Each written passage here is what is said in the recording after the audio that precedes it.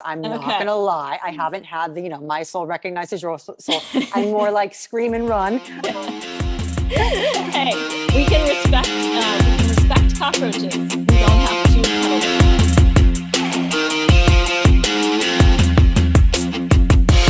Hey, Empowered Vegan Lifers, Ella here, and I cannot wait to introduce you to today's guest. This is so crazy, you guys. Many of you probably don't know that several years ago, I actually ran a business coaching program for coaches to help them establish their online platform and create a programming and get clients and all that good stuff, marketing and all that. And that's how I met Andrea. And she was one of my clients. And now she is blossomed into this amazing entrepreneur. And we're going to talk about all of that in today's show. A little bit about Andrea. She is a self-mastery guide whose Dharma is to awaken others to the truth of their being and master their inherent self-knowledge. Andrea's unique medicine is the practical gift of utilizing our own self-awareness used in alignment with universal and natural law to create any desired result in any area of your life. Andrea has been successfully guiding women to their highest realities for the past decade. She is a healer, a guide, a mentor, a friend, and a teacher for any who are ready to finally achieve the life they truly desire. She teaches you that you are not limited to being one thing. You are everything. You are everything you need. So without further ado, let's get to the interview. That was a rhyme, wasn't it? Andrea, welcome to the show. I am so excited to be here. I've been buzzing all week. So yay is right. This is amazing. You said in your email, this is like coming full circle. yes. Should we chat about that first? Yes, absolutely. So I started working with you as a business mentor because you had done, what a lot of us health coaches have no idea how to do, which is create a website, build landing pages, get in front of people, book calls. And for people like me, I was so lost and so confused. And when I found you, your words resonated in my soul. And I loved everything that you were doing personally. And I just felt like it was a vibrational alignment. And so I was scared. I was nervous. I said yes on the call. And the beautiful karmic effect of that is I built a program. I started selling that program. And through that, a lot of my in-person clients and also upgrade to raw clients, and that's the course you helped me build, started noticing that my actual talent was not so much guiding people to a raw vegan lifestyle. It was more mindset training, manifestation training, self-mastery training. And I'd heard it enough times from my clients that I just said, you know what, I'm going to do it. And why this is so full circle is you had already taught me how to do it. And I'm actually getting chills right now. So it's like, you have been such a major catalyst in my growth for me stepping into my purpose and doing so fearlessly. And yeah, is it frustrating? Absolutely. But knowing that I already had that knowledge and knowing what the work it took truly, and the hustle and the grinding, but the tenacity you need, it's because of you. So I want to say thank you. And I'm just so excited that through working with you, I've been able to really find what my true purpose on earth is and create another program that's really in alignment with who I am. So thank you. Oh, you are so welcome. I was so excited when you reached out, and it had been, so many years. And yeah, to be able to now see the progress you've made, see the growth, and the fact that you are now really standing in your purpose and helping people in this way that is extraordinary. And what's so interesting also is that, we kind of followed a similar path in that I too was focused more on the food and the nutrition. at the beginning. And then that really transitioned for me, because most of the time it's not about the food, right? And we're gonna certainly talk about that.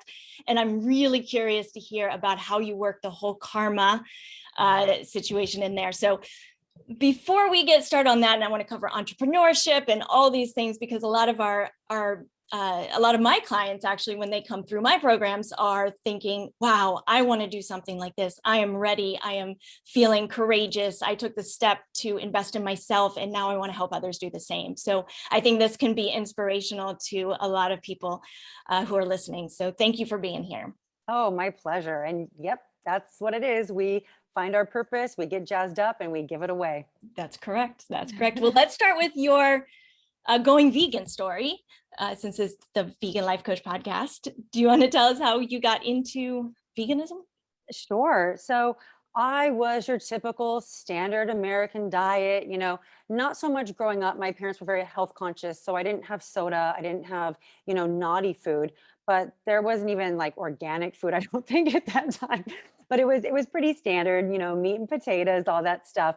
I realized though, after I started expanding my network of friends and people once I went to college, oh, you're not supposed to be backed up for a week at a time. Wait, you're supposed to go every day. Wait, you go 3 times wait. So I started researching back in like 2001, the Eat Right Fear blood type. And I realized as an A positive, I have no business eating the foods that I was supposed to be eating. So my ego, though, didn't really want to hear that message. And having youth on my side, I was like, I'm just going to let this play out. I started studying how to prevent disease through nutrition just as a hobby. And cancer is very prevalent in my family. So I thought, if I can get in front of this, I'm really going to be winning here when it comes to longevity and health. And no matter what angle I took in to the research, everything led me to a plant-based diet. And I was just like, okay, that's cool. So I was, even though I wasn't vegan yet, I was still ordering veggie burgers and I was getting, salads and things like that because I knew, but, being young, it's not really affecting you yet. Finally, after, let's just say, a long time of partying very hard, I realized that I needed to put my education to the test because a lot of my education was stemmed around raw veganism and juicing and superfoods. And I knew that I was being very unfair to my body. I was abusing her. My poor little liver, she has had more alcohol run through her than she deserved. And so I decided to, yeah, put my money where my mouth was. And I started being fully vegan through elimination. And my agenda at the time was health, just health. And so I eliminated, well, first I went 100% organic because I knew I had to get rid of the nasties, as I call them. And then I got rid of red meat. That was super easy because I was kind of already there. Then I got rid of chicken and fish. Then I got rid of dairy. But then I'm like, ooh, I'm raw. I can do sashimi. I can do raw cheese. I can do raw milk. Because, the ego just wants to hold on, hold on, hold on. Finally, after about a year and a half, I'm not really sure on the timeline, I was fully raw vegan. And I had no idea how incredible my body was designed to feel. I could not get over how little sleep I actually needed because my body was now running so proficiently. I couldn't believe how, my fitness goals and my weight loss goals that I was battling my entire life were just easily attained by surrendering to this vegan lifestyle of pure whole foods and just it being really delicious too, because you're like me, if it doesn't taste good, it's going to be problematic. But you and I are really good at finding, those core foods that we eat kind of consistently that we really enjoy. And, the rest is history. So I'm not 100% raw, but I am raw dominant. And the reason I prefer raw is because it's very flexible. I can be 100% raw for a day, a week, a month, and then I can be totally cooked for a day. And I don't think I'm like, doing anything out of, you know what I'm saying? Yeah. So it's just more flexible, but I stick to a raw dominant vegan lifestyle because just the way it made me feel. And through that raising of my own vibration by eating high vibrational foods, I could get emotional right now. That's when the animal compassion came in. That's when, oh, I'm getting so many chills right now. I just got chills too. Yeah, that's when, once I got rid of that toxicity from my body and like fully detoxed out the fear, that karma, that, just all that tragic, horrible stuff that we know so much, I started to have a increased personal vibration. I was vibing so high. I was like, I can't align with that ever. I got to a point where I remember I saw a fruit fly in my shower, and the normal me would just kill it. And I actually had a conversation. I don't know if I've ever shared this before. Although I said, hey, little fruit fly, my soul recognizes your soul, and this is my dwelling. There's some really cool plants and moss outside that would be awesome for you.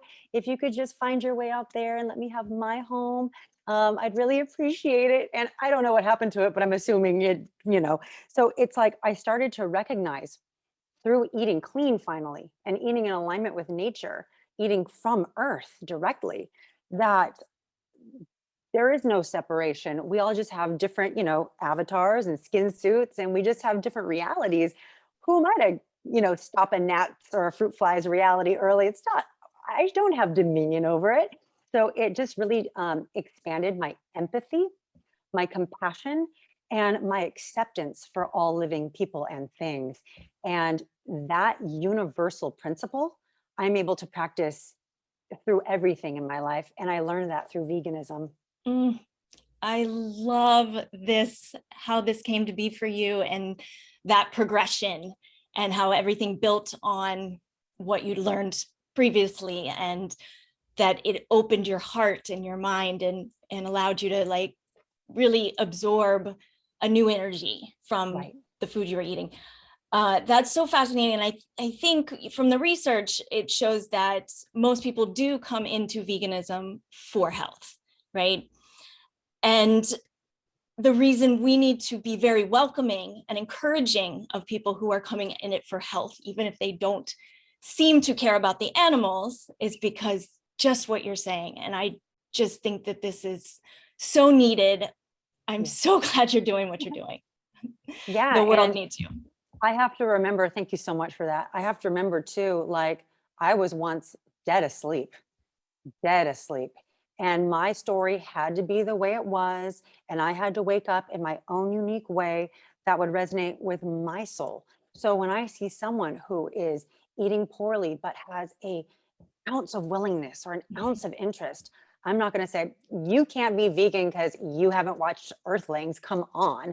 I'm going to meet them where they're at, because I know that it's not my obligation to impose my journey on someone else, or say, you have to do it how I did it, or let's work on this first. It will happen for the individual the exact way it's supposed to happen for the individual. And, being associated in a highly spiritual community, I actually got some flack and some judgment from people who are like, wait, you did it for your health first? Like, what? I'm like, yeah, that's my story. And now look at me. So I think it's really important that we honor where everyone's at and just have that patience, and remind people too that humans are animals too. If I'm going to be vegan and say that I have compassion, I need to be compassionate to all living things, not just factory farm chickens and cows. Like, I need to walk the walk and really show that love and compassion to every living being. I love this. And I love your fruit fly story, because it reminds me of me. I have been having these conversations with every animal, every bug since I was a little kid. And I realize, I'm sure you realize, that to a lot of people that sounds absolutely nuts. Which is probably why I never said it before. Because people be like, a fruit fly, really? I will say I do have a little hang up still with cockroaches. I'm not going to lie. I haven't had the, my soul recognizes your soul. I'm more like scream and run. Hey, we can respect cockroaches. We don't have to cuddle with them. Right. I don't have to like you to No, respect you. Right? exactly. Yeah, 1,000%. totally. This is where we're at. Yes, I have to say, when I was at the sanctuary, we founded Hugs and Kisses. The first week, I was in a trailer because we didn't have land, or we didn't have property on the land yet, and there was a flying cockroach that went in that trailer, and I needed a break after that, because yes, the point is we can respect. We don't have to love them, but we do need to respect them. Anyway, so next chapter in your life, what came next after you've now had this awakening and you're full of energy and life, this new lens that you're seeing the world through, right? This is crazy. And I actually don't think I've told this story before either. So this is awesome. I used to work in entertainment and I used to love it because I did very little and had a really great paycheck. I'd show up to work, I'd work between 1 and 3 hours a day and I'm out. And the rest of my day was filled with, seeing my personal trainer, getting massages, doing all the Hollywood woo woo stuff. I started to feel, due to that vibrational shift, that every time I went to work, I would sit in that chair and get ready to talk on air. I was a radio host for Sirius XM. I'd get ready to talk about the most stupid, vapid, pointless BS. And it started to wear on me. And I would rationalize my way out of it. Oh, you stop. You're laughing all the way to the bank. Come on, suck it up. And I would tell people this too, like, oh, I'm using them. I know what's up. I'm awake. I'm spiritual. I'm just, it's my job. Who cares? And finally, a few years of that, I actually went into hair and makeup before the show because they would do like we do, where we'd record. And I started having an emotional breakdown out of nowhere. And it was so cute. The makeup artist was like, oh my God, is it your hair? I was like, no, I don't think I can do this anymore. And I told the producers after the show, and the show was gone 2 weeks later. Wow. And I should say, overlapping those last kind of 2 years where I was feeling that vibrational misalignment, I had become a personal trainer. And this was, against a lot of pushback from my colleagues in entertainment. Why would you become a personal trainer? Like, that is so beneath you. I'm like, I'm sorry, what? Like, helping people one-on-one, again, using my knowledge, my experience, my wheelhouse of tricks and tools. I was a bio major at UC Irvine. I was pre-med, but I didn't finish that. I have a lot of knowledge here, and especially about nutrition. And I've worked with trainers for years, and I'm a natural athlete. Like, why would I not do something that's such a fit for me because you think it's not cool enough? Like, I don't know. So I was sidelining as a trainer. So I'd get done with the radio at like 10 a.m. and I'd go to the gym around like 2 p.m. and I'd start working like 2 to 6, then it was 2 to 7, then it was 2 to 9, then it was 2 to 11 p.m. because I was in such flow. I was in such bliss. I didn't even get tired because, when you're doing what you're supposed to be doing, it's like you look at the clock, where did the time go? So I knew that the contrast of the way I felt on radio and the way I felt when I was in alignment with my purpose of helping others step into the best version of themselves, it was apparent. And that's why I had the breakdown. And I became a trainer full-time. I got certified as a raw nutritionist. I studied under David Avocado Wolf because I had, 2 decades pretty much of research under my belt, but I didn't have any letters behind my name. And I just assumed no one's going to take me serious if I tell them to go raw, especially because that's kind of extreme. And the certification wasn't really what helped me, but it just gave me a little bit of credibility to continue saying what I was saying. And I am a raw nutritionist now. I'm a personal trainer now. And I do that, brick and mortar. I see a certain amount of clients. It's my core group. I'm not looking for more personal training or nutrition clients.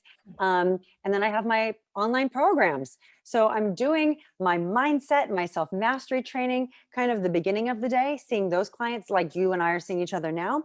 I still take upgrade to raw clients. So I'm living my dream because I got so clear that I could feel the difference. And had I not been vegan, there's no way I would have ever felt that, because I was jammed up for years Mm. and couldn't discern between anything. Now it's like very obvious. That feels good. That doesn't feel good, because my channel is clear. Isn't it amazing, the word extreme? I heard you say, this seems so extreme. We Right. hear that all the time, just in terms of vegan in general, much less Mm-hmm. raw vegan. And to me, what's extreme is how people, what you said about how you never even knew it was possible to feel as good as you felt and as energized and healthy as you felt, that so many people go through their whole lives and die having never felt. Which is a shame. Yes. And, I might not That's have extreme. either. Had I not said yes to the things I was naturally interested in, like, researching nutrition for no reason, literally at home for fun, I like, hear you. studying quantum theory, studying how to prevent and reverse diseases, like really saying yes to the things that I enjoyed, instead of listening to what my parents wanted me to do or my friends or this, finding this out. I'm so glad I said yes, because now I can tell people, like, look, this is not some crazy thing that you're seeing on a documentary. This is me. I'm telling you the truth. I was jammed up. I actually was so jammed up. I had to do this to try to heal my body. And once I did, it was instantaneous. I started feeling truly amazing, like buzzing amazing, where people are like, what are you on? I'm like, juice, greens, maybe like 2, 3 months after completely um, getting rid of all the stuff that wasn't in alignment with where I wanted to be at that time. Mm. So, and for the record, I have not been sick at all, not a sniffle, not a cold, not a flu, nothing, since 2004. And Wow. yeah, and I know it's because of my mindset. I don't believe I can get sick. And also, it's the way that I honor my temple and choose to nourish it. Mm. Oh, this is so amazing. So how did you go from being a personal trainer to then thinking bigger and Yeah. getting online and up leveling? It was really my personal, well, the first thing was the Upgrade to Raw program. It was that information. It's an 8-week program, or 8 modules, who knows how long it'll take you. If you stay on track, it's 8 weeks, and that's the intention. But it's so much information.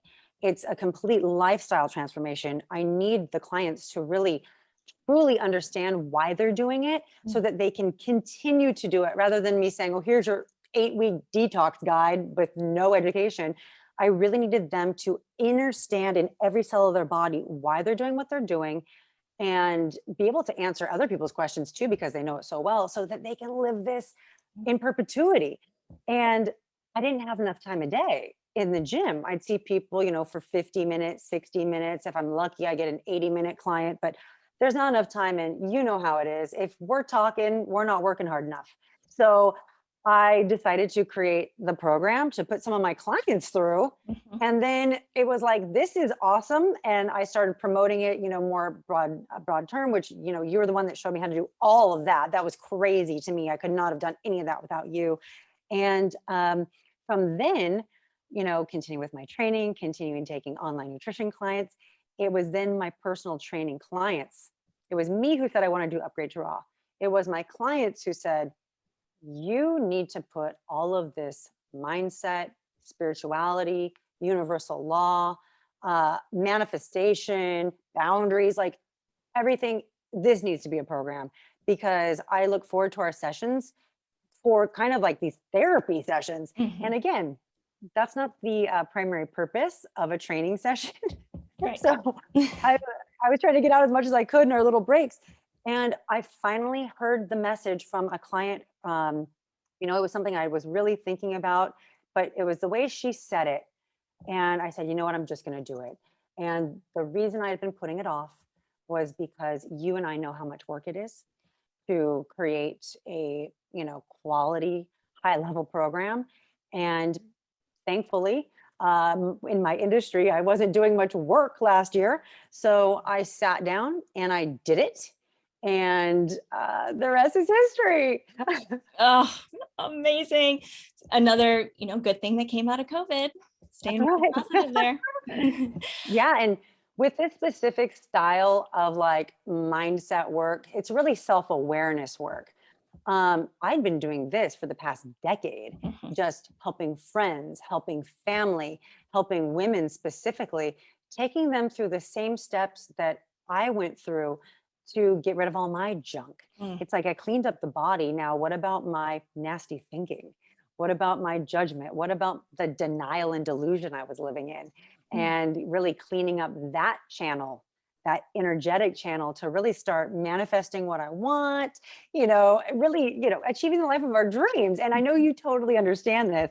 One of the things about you and your course that we did together was, I think it was like the very first module. And again, this was several years ago, but I remember when you were talking about mindset, it was exactly in alignment with what I think. And I was like, ooh, Ella's a manifester. Like, okay. And it really helps me go, I have the right person. We manifested each other. This is perfect. And it really gave me the confidence to just fully surrender to your medicine that you are offering me. And I just wanted to share that with you because I immediately recognized your really deep knowledge and spirituality that you so easily and gently gave to your audience. Mm. And how do you give that message to your audience who may be saying, okay, I like want to like that, and I kind of want to go in that direction, but it seems really woo-woo, seems a Mhm. little weird. How do you introduce people to these new concepts? Well, it's interesting that you asked that because I take a completely non woo woo approach Right. because I can only share and teach what worked for me and that I did. And I did not, meditate for 3 hours a day. I didn't go to an ashram. I didn't, do a Vipassana retreat where I took a vow of silence for 10 days. I didn't do any of that. Mhm. I didn't, buy a bunch of crystals, even though, don't get me wrong, I have a bunch of crystals, but that's not what got me here. Instead, it's let's analyze the way we think, the way we speak, the way we act, and understand the karmic effect of that. So, what I start to do is I start to teach people universal principles. Also, since I studied quantum theory, another weird random hobby of mine since 2003, 2004, I start teaching people the very basics because I don't want to confuse them or make them Right. feel like, oh, this is too much. So I just tell them what they need to know. I break it down on a vibrational scale, uh, how their karma can affect certain resonations to really call in or detract. And the thing that people will do is they'll try to bulldoze through these limiting beliefs, which I'm a big fan of bulldozing through, but because they don't have self-awareness, they don't know that they're subconsciously or low key through what they're thinking or saying because they just have no awareness of it, shooting out these other frequencies. And then they're like, well, manifestation doesn't work, or having the life of my dreams doesn't work, or attaining my fitness goals doesn't work, because we can use these universal principles for any goal. If it's having a better relationship, losing 6 pounds, like whatever it is, I teach them first how really universal law, starting with karma, is going to be that boomerang they send out and what's going to come back.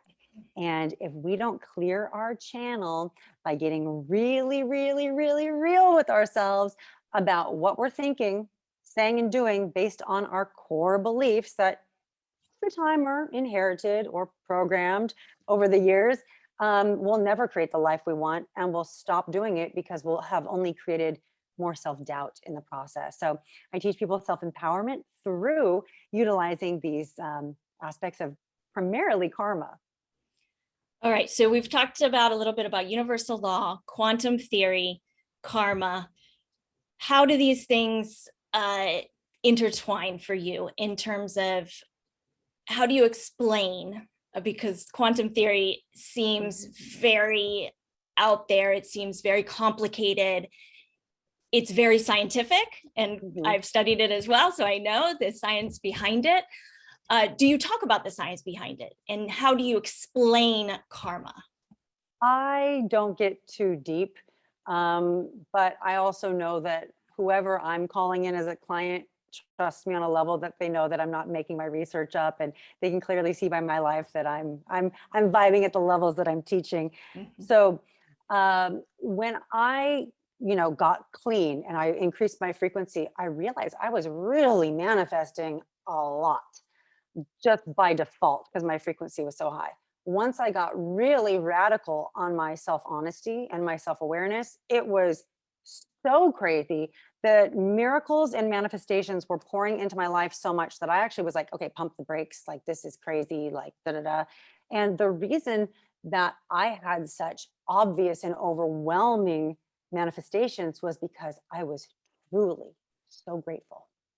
I was literally grateful, so grateful I could cry tears of gratitude just thinking about where I was and who I was now, just by really choosing to prioritize myself, which I had never done. It was always a work, the boyfriend, now husband, the family, the whatever. It was never me.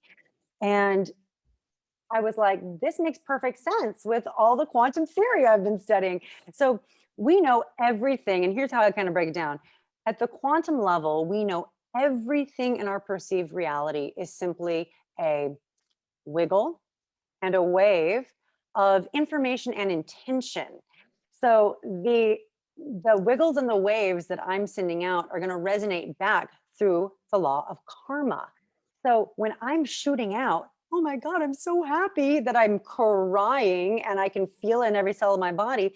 That is such a powerful and pure and strong karmic boomerang I'm throwing out. What do you think's going to come back? More stuff to be overwhelmingly grateful for. So I started saying this all makes sense. And I could see how my Dharma was lining up. I could see how my own life story was really shaping to like use everything I've ever known and create this like master blueprint for becoming this way. And obviously, no two people are going to have the same story. So people will say, well, I'm not, I didn't go raw like you did, and I'm not going to be vibrating. Well, let's find the thing you're grateful for and let's start there. And if we don't have anything, maybe we have a life of abuse and trauma and we're really low. Well, let's start working on clearing out the junk so you do align, and let's start calling in some stuff through that new gratitude that you're feeling. So there's no person or problem or beginning frequency that this doesn't work on. And I'm just so excited about that. But yeah, that's kind of how I figured it out. And using that truly remarkable, tangible feeling of this is why it works on the quantum level. Andrew, you mentioned Dharma. Yes. Can you talk about Dharma a little bit? Yes. So Dharma is a word, a Sanskrit word that really means life's purpose or soul mission. What did I come here as a human being to do and to provide? And one of the really cool things is we can actually look to our karma. Karma is another Sanskrit word that means action, to see really what our Dharma is. When I look at my life story, I can see how every karmic, I hate the word test, but it kind of is a test that I passed and evolved through. I stepped more and more and more into my Dharma. And a lot of people will, say, oh, how do I find it? How do I find it? It's really like how me and Ella have been living our life without looking. We said yes to the things that interest us. We said, I have something that I've worked through, that I've triumphed over, and I'm going to show other people how to do that, because I'm so sure in this path that I've taken. And I know if I can just write out the blueprint for people, it will be so simple. And that's why we're here. There's a reason that you, for example, were vegan way before anyone else was. You had to walk through all that and deal with the pushback and the misunderstandings before it became a bit more popularized, to really give us all permission to also step fearlessly into that. So it's like your Dharma, when we look at your life story, it was set up just perfectly for you to be who you are. And a lot of times we get sidetracked and we just got to work that 9 to 5, or we're worried about, what our in-laws are going to say. And we actually say no to our Dharma because we're so concerned with either keeping up with the Joneses, or it just seems too far-fetched and too woo-woo again. So it really is, you're not gonna find it, it's gonna find you. It's the things that you lose track of time doing. It's the things that you just have, I say, like an insatiable appetite for. Like, why would I research quantum theory? Why would I research nutritional healing when I'm like 22 and partying? Like, why? Mhm. And now it makes perfect sense because that's my kind of perfect mixture of medicine that I'm supposed to deliver to the world. And, you know, people will have very similar dharmas, but no two people have the same unique expression of that dharma. So we'll look around and say, oh, well, there's already so many health coaches out there, or there's already so many self mastery, self awareness coaches. But no one, my dear, has the exact same lens that we're looking through. And that's the magic. And someone needs that exact lens to help them get over whatever hurdle they're facing. So, Dharma is awesome. And it's typically when we don't step into our Dharma that we suffer. And people can't figure out why they're miserable because there's that lack of purpose in their life. You'll see studies of people who get clinically depressed after they retire because they were in their Dharma for decades and then they stop and their soul's not nourished.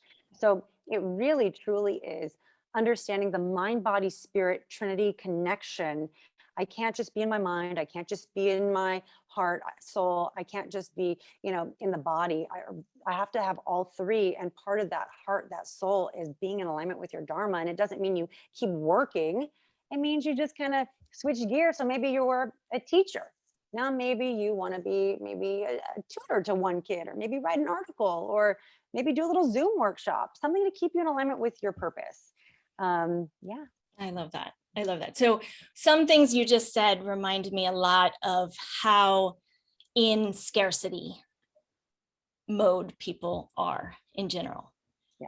Your whole competition of there are already so many of this or that, or I don't have enough money, or I don't have enough time. How do you help people overcome this ingrained, very programmed state of being that is scarcity? Every time we think that, every time we say that, we're anchoring in this limiting core belief, just making that stronger, stronger, stronger. So I implore people, I beg people, please stop saying shit like that. Really, truly, all you're doing is amplifying it like it's a mantra. Like, we use I am statements, affirmations, and mantras because they work. And every time you say these things, they don't serve you. So again, when we look to universal law, we know that natural law shows us the law of abundance, that there is no competition. There is enough for every living thing to not only live, but to thrive. So when we start changing our core belief that there's not enough or there's too much, what we're truly saying is, I don't believe in abundance. I don't believe in the natural law of abundance, which we can easily dismantle just by going to the forest or a garden and looking at the natural law around us. The flowers come up with effortless ease. The flowers aren't like a rose isn't like, oh, I'm not pretty because that lily's pretty. No, both are beautiful. They're just different. And there's no competition. Even within a garden of all roses, the more that they're thriving, the more that they bloom, so abundance begets abundance. Non-competition begets abundance. So when we're ever in doubt, or we need to just bulldoze through these really harmful inner beliefs that, again, were handed to us by our parents, or, ingrained in our mind through TV, programming, media, you name it, magazines, we have to look to nature. We're looking to nature for our health. Why would I not look to nature for a great living example of natural law? And the more we detach from natural law, the more disease we experience, the more disharmony, the more suffering. So again, it's kind of that same point of like, we're animals too. We got to show compassion to everyone. It's the same thing. We're part of nature. Just because I have, a higher level of consciousness, potentially, depending on who you ask, doesn't mean that I'm not part of nature who lives in that law of effortless ease of every other being in nature. It's only our society that tells us that we're competitive, or there's not enough to go around, which is just absolute hocus pocus, bogus crap. There's plenty to go around, especially if you believe it. Yes. Yes, I love what you just said. And I got a golden nugget myself here with the mantra thing where you said, those are mantras too. The mantras we're telling ourselves that we're continuing to keep in alignment with us that are not good, that we don't want. Right. But every time we say them, we're reinforcing them over and over and over again. And That's so, of right. course, we're going to stay in the same place. Yes. I didn't quite think of those as mantras before. And I love that. I love how you think about that. That's great. Yeah, because the way that I view life is everything is everything. If I discover a universal principle, a nuance of natural law that applies one place, it actually applies every place. So, my intention and my goal with my life is to practice these principles in all of my affairs. And that's what I teach my clients. And that's what we call integration. And we know that that's what people are truly lacking. And that's what you and I, at least when I worked with you, that's what you coach. It's like, I'm not just going to tell you what to eat. I'm going to teach you how to walk the walk of this lifestyle through deep understanding and knowledge and passion so that you are fully integrated, that you can't waffle when you're embodied. And that's what I do with self-awareness, through that lens of natural law, universal law, and all that stuff. Really, again, kind of pivoting on karma. What we throw out is what comes back. Karma is that action word. And whatever it is, there's a cause and there's an effect. And people kind of get turned off by the word karma sometimes because it might be against their religious views. And I'm like, oh my gosh, it's in every religious text. It's actually the golden rule. Treat others as you want to be treated. What goes around comes around. What you reap is what you sow. It's the same thing. Karma, quite honestly, is, let's say I drink coffee. What's the karmic effect? I'm going to get a little buzz. Let's say I touch a hot stove. What's the karmic effect? I'm going to burn my hand. It's literally cause and effect. And people think it's this, oh, karma's a bitch and this and that. It is if you make poor decisions and have bad beliefs or keep repeating behaviors. Karma is a tool to teach us. We can look at our life around us and really see where our karma is at.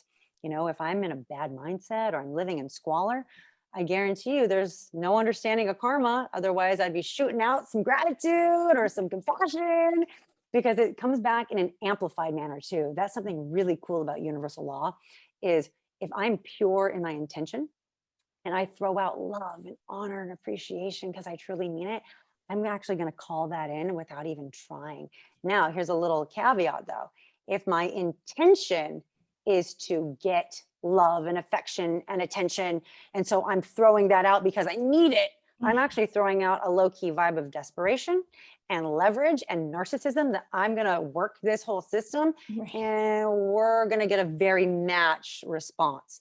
So it really comes to purity of intention and letting it come from a place of self-love, not from lack, to kind of tie it back to the abundance. So if I'm in lack, I'm going to be making bad decisions. I'm going to be thinking small. I'm going to have self-doubt. I'm going to have low self-worth. I got to get through that. And I got to really, truly understand the essence of my being, which is I'm a part of nature. So I'm going to use natural law. And it's so simple. I love all of this. This is fascinating. You're talking my talk. Andrea, okay, what's next for you? Oh Lord, what's next for me? Well, me and my husband, we got like a new SUV. We decided to create an overlanding vehicle, which for people who aren't familiar with that, because I wasn't familiar with it till my husband brought it up, it's kind of like van life, but in an off-road capable 4x4, like beast machine. So we've been working on that for the past few months. We're avid backpackers and we like to take the, unbeaten trails and paths. So we're going to start taking this bad boy up to destinations and trails that we weren't able to access before, deep in the wilderness, and really continue our backpacking on a deeper, more awesome level. And to us, being in nature is like going to church. And so it's really where we find the essence of God. So we love going on these adventures. And I don't know, we've been talking about maybe having a baby. We've been talking about, maybe moving out of California. So I'm not really 100% sure what the next phase is, but it's expansion. Because again, in alignment with natural law, the only constant in life is change. And if I want to flow and I want to flourish, I got to start moving and grooving. And it doesn't have to be drastic moves, like kind of the things some I talked about, but just knowing that it's okay to grow and evolve, and stagnation is not what anyone wants, especially for their heart space. It just doesn't feel good. So yeah, we're looking onwards and upwards. We're seeing where the wind will take us. And I've really been trying to create my work situation so that I can literally be anywhere across America. And honestly, you inspired me for that.